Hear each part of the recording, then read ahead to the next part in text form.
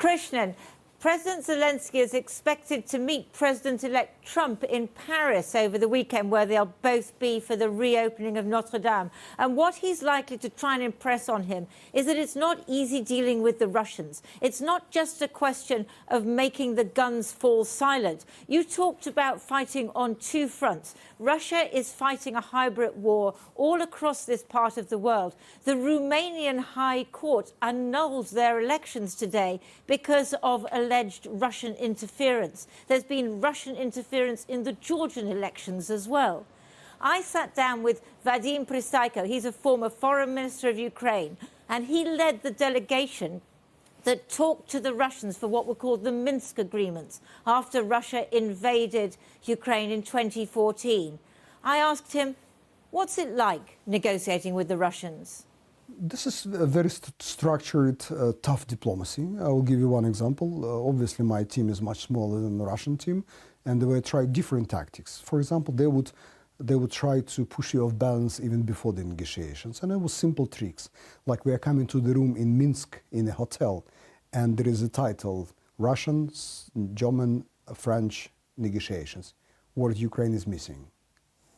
So when I tell you guys, I'm not entering this room because Ukraine is not mentioned here. They would replace it behind our backs and tell, can you see, can you read now, can you start working now? All the simple tricks like that. Or another trick, when my limited number of people were sort of, dragged to different committees, different working groups, just to, to exhaust our resource. Or we would sit working the whole day, and you would feel that the next room some sort of lunch or something is served. You can feel it by sound of the forks, and then you can actually feel the you can smell sound. You can smell it too.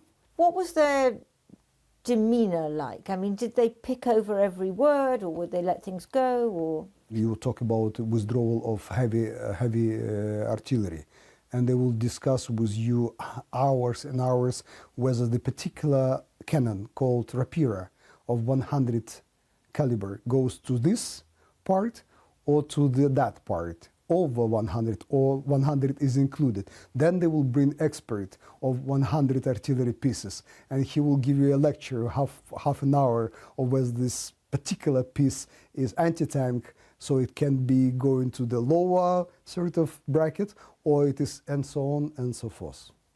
If the Americans come in and try to rush these negotiations, say, right, it's got to stop, what does Ukraine have to do in order to be able to negotiate effectively with the Russians?